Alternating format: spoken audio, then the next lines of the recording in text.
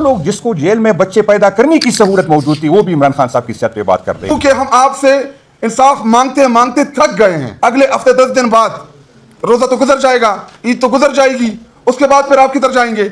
उसके बाद क्या हम इतना आसानी से आपको इस तरह बैठने देंगे? इस दफा इंशाल्लाह ताला हम पूरी तैयारी के साथ plan A B C D इनके साथ आएंगे इंशाल्लाह ताला। मैं आपको यकीन दिलाता हूं कि इससे कई गुना ज्यादा आपने भुगतना होगा। इस गलतफहमी में कोई न रहे। ये नहीं होगा कि हम भुगतेंगे और हम ये भूल जाएंगे। तो सुन लिया आपने जुरैल आफरीदी, जुनैद अकबर और शाहिद खटक की प्रेस कॉन्फ्रेंस। इससे ज्यादा तंजिया बात जुनैद अकबर ने कही है। वो भी उन्होंने क्या बात की वो मैं आपके सामने रखने के लिए जाऊंगा, जिससे कलबली मची है। और जब प्रेस कॉन्फ्रेंस खत्म होने के बाद मीडिया पर इनसे कई सवालात करने गए, सहाफियों ने इनसे कई सवालात किए गए, सहाफियों की जानिब से इनसे कई सवालात किए गए। प्रेस कॉन्फ्रेंस करने के दौरान जुनैद अकबर का कहना था कि इमरान खान को तो उनको इलाज तक करने की सहूलत नहीं है, उनको अस्पताल ले जाने की सहूलत नहीं है इनके पास। और भी कई मसले उन्होंने दोहराए। दूसरी जानिब उनका यह भी कहना था कि जो जेल में जाता था उनको तो बच्चा पैदा करने की सहूलत भी मौजूद थी। तो इस हवाले से जो है ना वो खुलकर नहीं बता सके कि वो कौन था जिनको ऐसे सारी जो है ना सहूलियात उनको मौजूद थी। ये बताने से, जब साफी ने उनसे सवाल किया तो ये बताने से उन्होंने गुरेज किया।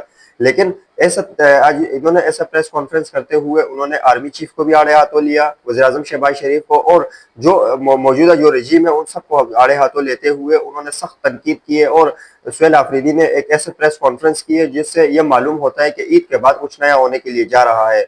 ये जो मैंने आपके सामने पहले जो हिस्सा रखा है जो प्रेस कॉन्फ्रेंस का, वो तो इनकी जो बहुत ज्यादा ओवर बातें थी जो मैंने आपके सामने रखी। बाकी जो उन्होंने हुकूमत के हवाले से कहा, दूसरी जानिब उन्होंने चीफ जस्टिस के हवाले से भी जो है ना उन्होंने खुलकर, जैसे आपने पहले जो सुनने में आपको आया कि जैसे शायद खटक कह रहा है कि अगर आने वाले दिनों में अगर हमारी हुकूमत आती है या हमारे हाथ में ताकत आती है तो फिर आप ये नहीं कहना कि ये हमारे पीछे कोई था या हमसे कोई करवा रहा था। अगर सबके नाम आएंगे तो उसमें आपका भी नाम आएगा, जिनका उन्होंने नाम लिया कि चीफ जस्टिस सरफराज डोगर का भी नाम आएगा।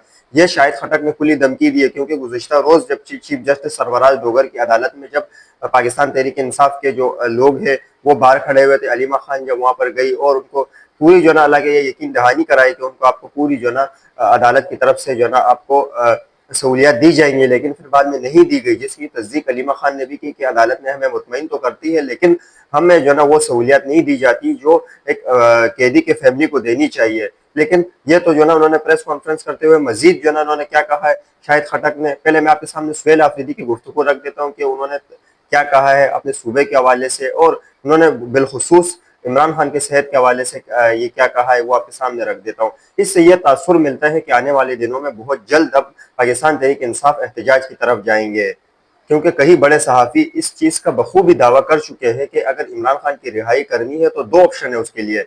पहला ऑप्शन जो उन्होंने गौर किया जिस पर जो ऑप्शन था डील का, दूसरा ऑप्शन जो था वो कि आप किसी न किसी तरीके से पाकिस्तान तहरीक इंसाफ के वकला और लीडरशिप और जो पाकिस्तान तहरीक इंसाफ के वोटर सपोर्टर जो भी है वो कौमी मेंबरान है, असम्बली के सूबाई असम्बली के मेंबरान है, वो फौरी तौर पर जो है सड़कों पर निकले और एक पुरअमन एहतजाज करते के दौरान जो है ना इमरान खान की रिहाई मुमकिन हो सकती है। लेकिन इस तरीके से अगर करके तो ये आपको टहलाने की कोशिश की जा रही है। पहले मैं आपके सामने शाहिद खटक की गुफ्तगू रख दूं कि उन्होंने चीफ जस्टिस को क्या कहा है, उनको क्या धमकी लगाई, वो मैं आपके सामने पहले रख दूं ताकि आपको इस चीज का समझ में आ जाएगा कि अब पाकिस्तान तहरीक इंसाफ अब इनको धमकियां इस वजह से लगा रही है कि क्योंकि अब वो एहतजाज की तरफ बढ़ रहे हैं। शाहिद खटक कहते हैं कि chief justice Islamabad high court से अपील करता हूं कि डोगर साहब अगर इमरान खान को नुकसान पहुंचा तो इसका जिम्मेदारी तुम पर भी आयत होगी और आने वाले दिनों में तुम्हारा भी नाम आएगा। ये रमजान और ये ईद गुजर जाएगी, आपको क्या लगता है कि हम ऐसे ही बैठे रहेंगे? अब जो ऐसा नहीं होगा, इसको धमकी ना समझे, इसको एक मशवरे की तरफ मशवरा समझ ले मेरी तरफ से, क्योंकि आपने हमारे पास कोई दूसरा रास्ता नहीं छोड़ा। ये शायद खटक ने प्रेस कॉन्फ्रेंस करते हुए उन्होंने सीधा जो ना पहला निशाना उन्होंने chief justice Islamabad high court Sarfaraz Dogar को उन्होंने मशवरा दिया है। अब मैं आपके सामने बाबर अवान की जो गुफ्तगू रखता हूँ कि उन्होंने भी बहुत बड़े सवालात किए हैं चीफ जस्टिस सरफराज डोगर से, और दीगर अदलिया के लिए भी ये जो ना एक ऐसी बात है कि उसके लिए जो ना दीगर अदलिया को भी जो ना ये मैसेज जाना चाहिए ताकि आने वाले जो अदलिया है और जो मौजूदा अदलिया उनको भी इस चीज़ का पता चल जाए है कि अब अवाम समझ चुकी है। बाबर अवान कहते हैं कि आपने कहा था चीफ जस्टिस के इमरान खान को डॉक्टर की रसाई जो है मुमकिन हो जाएगी, लेकिन अब तक उनको रसाई मुमकिन नहीं हो सकी। आपकी अदालत की क्यों तौहीन की जा रही है? हमने तो अब चीफ जस्टिस साहब आपने कहा था कि इमरान खान की मर्जी का इलाज होगा, लेकिन वो नहीं हुआ। ये केस में आपकी तौहीन की है, आपकी जो आपकी बात है उसकी तौहीन की गई। चीफ जस्टिस साहब आपने कहा था कि इनके घर वाले अफराद को भी इमरान खान तक रसाई मुमकिन होगी, लेकिन वो भी नहीं करवाई गई। अब मैं आपके सामने सुहेल आफरीदी की गुफ्तगू रखता हूँ, जो उन्होंने इमरान खान की सेहत के हवाले से बात की। वो कहते हैं कि इमरान खान साहब की सेहत का मसला बढ़ता जा रहा है। हमने हर मुमकिन कोशिश की है, हर कानूनी राय अख्तियार की है। अब खान साहब के इलाज के लिए अल-शिफा इंटरनेशनल अस्पताल मुंतकिल किया जाए, लेकिन हमारी कोई सुनवाई नहीं हुई। ये मजीद कहते हैं कि हम एक बार फिर मुतालबा करते हैं कि इमरान खान साहब को इलाज के लिए ज़ाती डॉक्टरों और फैमिली मेंबर्स की निगरानी में अल-शिफा इंटरनेशनल अस्पताल में करवाई जाए। अगर इलाज नहीं करवाई तो खुदा न खास्ता खान साहब की सेहत को कुछ हुआ तो जिम्मेदारी जाली हुकूमत और जो इनको लाने वाले हैं और जो इनको कंट्रोल करने वाले हैं, वो इन पर यह जिम्मेदारी आयत होगी। सुहेल आफरीदी मजीद क्या कहते हैं, आपको सुनवाते हैं। इमरान खान साहब कोई मामूली आदमी नहीं है। वो पाकिस्तान के साबका वजीर आजम हैं। वो पाकिस्तान के सबसे बड़े सियासी जमात के ताहयात चेयरमैन हैं। वो करोड़ों पाकिस्तानियों के सिर्फ पाकिस्तान में नहीं बल्कि इस्लामी दुनिया के वो लीडर हैं। दो ही लीडर थे, एक बदकिस्मती से शहीद कर दिया गया और एक अभी अडियाला जेल में है। इस्लामी दुनिया में यही दो लीडर हैं एक अभी भी, लेकिन बदकिस्मती से हम उसकी कदर नहीं कर रहे। और ये आज जो हम पर मुसल्लत टोला है, जिनके पास ना कोई पॉलिसी है, जिनके पास ना कोई पॉलिसी है, जिनकी ना दाखिला पॉलिसी है, जिनकी ना खारजा पॉलिसी है, जिनको ये समझ नहीं आती कि जंग के हालात में क्या करना पड़ता है, जिनको ये समझ नहीं आती जब जंग नहीं होता तब मईशत कैसे चलाई जाती है। मुसलसल पाकिस्तान को अपनी पॉलिसियों के जरिए तबाही की तरफ धकेला जा रहा है। लेकिन इंटरेस्ट क्या है? इंटरेस्ट ये नहीं है कि मईशत तरीकी करें। इंटरेस्ट ये नहीं है कि पाकिस्तान में एग्रीकल्चर ग्रोथ हो। इंटरेस्ट ये नहीं है कि पाकिस्तान में इंडस्ट्रियल ग्रोथ हो। इंटरेस्ट ये नहीं है कि नौजवान जो पाकिस्तान का कीमती असासा है, जो तकरीबन 60% पाकिस्तान की पॉपुलेशन का है, उनके लिए रोजगार के मौके दिए जाए। इंटरेस्ट ये है कि इमरान खान साहब से उनकी फैमिली को मिलने नहीं देना। इंटरेस्ट ये है कि इमरान खान साहब का इलाज नहीं करवाना। इंटरेस्ट ये है कि इमरान खान साहब को उनकी आईनी और कानूनी तरीके से अस्पताल मुंतकिल नहीं करना। ये इंटरेस्ट है। दूसरी तरफ इंटरेस्ट ये है कि बाकी जितने भी हमारे सूबे हैं जिनके वज़ीर-ए-आला अवामी मैंडेट से नहीं आए, सिर्फ खैबर पख्तूनख्वा का वज़ीर-ए-आला ही अवामी मैंडेट के साथ आया है और अवामी ताकत के साथ आया है, उसको नायल करने के लिए जो है मुख्तलिफ किस्म के तरीके आजमाए जा रहे हैं। रीजनल क्राइसिस है, खिते में जो हालात चल रहे हैं, पाकिस्तान में जो हालात चल रहे हैं, इंटरनेशनल दुनिया में जो हालात चल रहे हैं, वो एक साइड पर रखकर हमारी इंटरेस्ट क्या है, हमारे मुल्क पर मुसल्लत लोगों के, उनके हैंडलर्स की इंटरेस्ट क्या है कि हमारे सेनेटर्स को नायल किया जा रहा है।